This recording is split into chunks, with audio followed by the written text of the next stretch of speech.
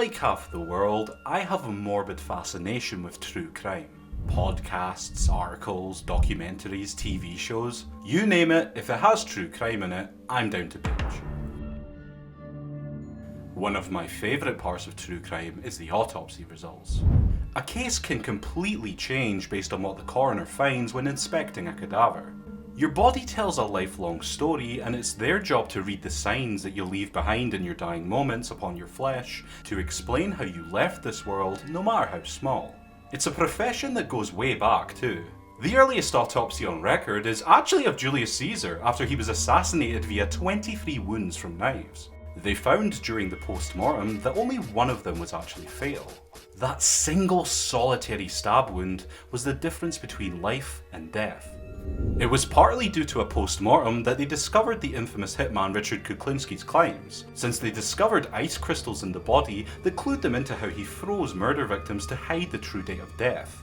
He finds ice inside the body on a warm summer's day. The medical examiner says, there's something wrong here. This guy couldn't have died in the past few days. They can even get it wrong. In the case of the body in room 348 about the death of Glenn Flanagan, and written by Mark Bowden, a private investigator has to show a coroner himself how he missed a bullet hole that travelled throughout the body, and the manner of death was not an impossibly severe beating as he originally had stated. Highly recommend Bowden's stuff, by the way, he's an excellent writer. In the staircase, experts still can't make up their mind on what really killed Kathleen Peterson because the amount of evidence is so overwhelming for various theories. The last act that she took on this world is truly lost to time with no clear answer. Though personally, I think the owl theory carries a lot of weight. That's what makes the idea of Autopsy of Jane Doe so exhilarating to me. A movie where the narrative unfolds from coroners inspecting a dead body for clues. Hadn't expected that. Tongue has been Severed. Crudely. Non-surgically. Wish she could have bitten it off. You know, she ODs on something tensed These up. aren't bite marks. See? Striations. Huh.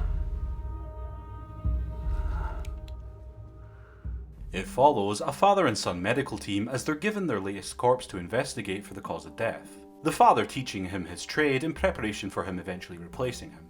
However, the body is extremely weird, with several unexplainable factors flummoxing them. Then, as they dive deeper into her flesh, more menacing elements lurk their way into their lab. This is gonna be good. It does mean that you'll be leering over a corpse for the majority of the flick. And yes, this meant my pixelation tool was working overtime, since YouTube is firmly against the phrase "free the nipple." But it's not as shocking as you'd think. They got a real actress to lie there for the whole production too, but it never comes across as tasteless. It's all just aiming for realism, which the director Andre Overedal stated was the main goal. It also adds a little spice to the mix, as, yes, she's clearly dead, but has a flicker to her that any second she could spring to life. There's still that aura of the living about her, which you just wouldn't get from a lifeless prop. The film actually doesn't dive straight into the autopsy. It smartly shows you the crime scene the body comes from first, so your mind is already racing with confusion trying to work out what's happened. Then, when the autopsy does start, it's a thrilling mystery. It does a great job at rolling out bizarre reveals at an even pace, and just when you think you've nailed what's going on, one of the characters will find something or suggest a theory that makes you second guess yourself. Though it has to be said, if you're a horror fan, it's super predictable what's going on. I guessed it in the first 10 minutes and was a little disappointed when it turned out to be right. Of course, it does make you second guess yourself until the reveal, but when that reveal is the first thing you think of, those kind of twists always feel anticlimactic. A more casual fan might last longer and be more surprised, but I can't see seasoned veterans of the genre not working it out fast.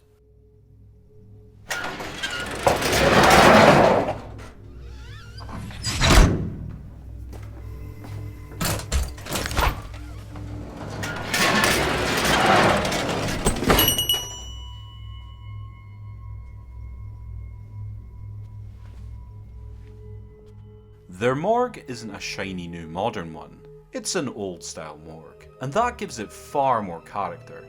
It isn't just clinical white walls and metal, it feels homely, and there's far more colour that makes the movie much more varied to look at.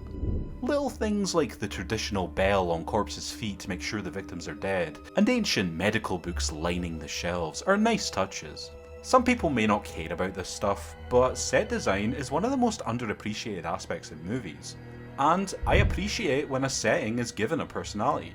These are good design choices and it deserves to be recognised. You learn a lot about what goes down during an autopsy, as well as some neat facts to do with the trade.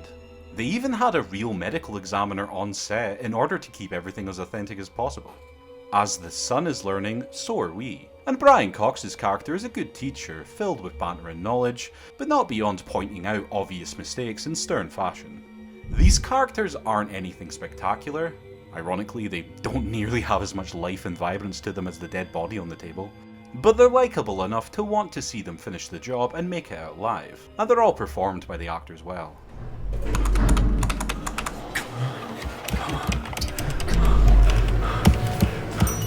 Come on!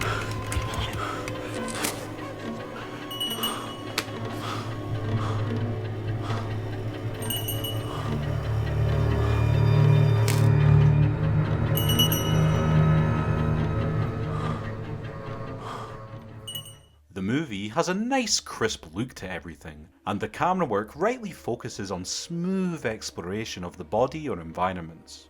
It's simple filmmaking, but effective. It shows with the right execution, a simple panning shot can breathe so much life into a movie. It also has quite a few imaginative spooks going on when things get crazier, with creative use of reflections and shadows to let a creepy image linger in your brain longer when it lurks on screen. When things do get more surreal and supernatural, it doesn't falter, it's just as good. There's some big events that gave me chills because you have no clue what's going on or where it's leading to.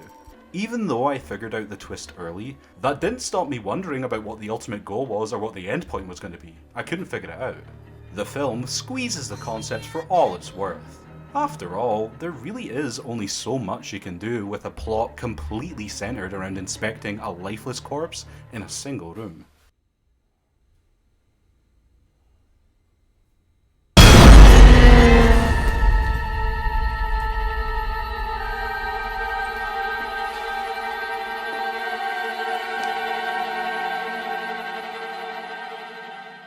The movie's weakest aspect is when it falls into the modern horror tropes. There's just a bunch of lame jump scares and fake outs added that weren't needed. It does its job at creepy, slow building terror so well that when it feels the need to give you a sudden fright, it feels out of place. Why does there need to be these peaks and valleys of action and non-action? Just let the movie roll out over time and the trepidation gradually rise. Especially since it has a weird vibe, kinda like Sword in the Stone. You know, kind of a fun lesson in school that contains fantastical elements. Half the time, it feels superfluous to the narrative, and left me pretty frustrated once I spotted it was heading for yet another pointless set piece. Oh, this is riveting and so tense. I wonder what the next thing they're gonna find. Oh no, please don't go check that noise. I'll get it. For God's sake. The movie is very tightly scripted, but by the end it feels a little too long, with a lengthy stretch of these filler scenes near the middle of the film. I just wanted to get back to the core mystery, but the movie takes its sweet ass time on these detours into cliche before finally getting back to the good stuff for the climax. If it cut these out, it would be much better for it. As is, it just ends up being a botched execution in what was a highly original concept when these moments raised their ugly head. The experience, as a result, ends up slightly burnt, comprising of both unique and cliched elements that don't get along. The Autopsy of Jane Doe is a flawed but original film. It takes a great premise and, for the most part, does probably the best it could do with it in regards to a horror film. A little too predictable, a little too long, and a little too cowardly to stick out its uniqueness for the entire runtime, but I'd recommend it to anyone looking for a taut, creepy way to spend an evening.